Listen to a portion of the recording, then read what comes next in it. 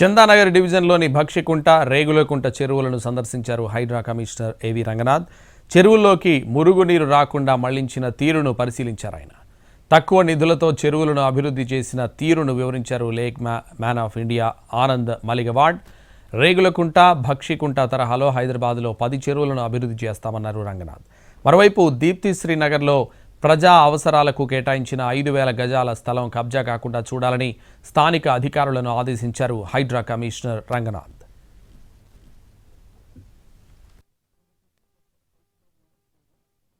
And ఇక్కడ స్థానికంగా చాలా సమస్యలు చెప్పారు. ఆ సమస్యలన్నింటినీ కూడా మేము మా హైడ్రా పరిధిలో ఉన్నటువంటి వాటిని తప్పకుండా మేము అడ్రస్ చేస్తాము.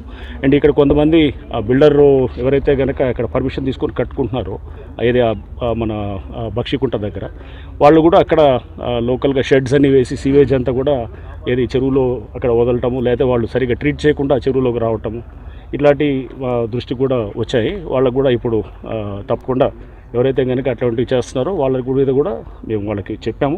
15 రోజుల్లో వాళ్ళంతా రెక్టిఫై చేసుకుంటామని అన్నారు. చేయకపోతే కనుక వాళ్ళ మీద కూడా చర్యలు తప్పకుండా ఉంటాయి. ఎవరైతే కనుక చెరువులోకి డైరెక్ట్గా పొల్యూటెన్స్ వదులుతున్నారో వాళ్ళ మీద కూడా పొల్యూషన్ కంట్రోల్ బోర్డు సహకారంతో మేము వాళ్ళతో కలిసి పనిచేస్తాం.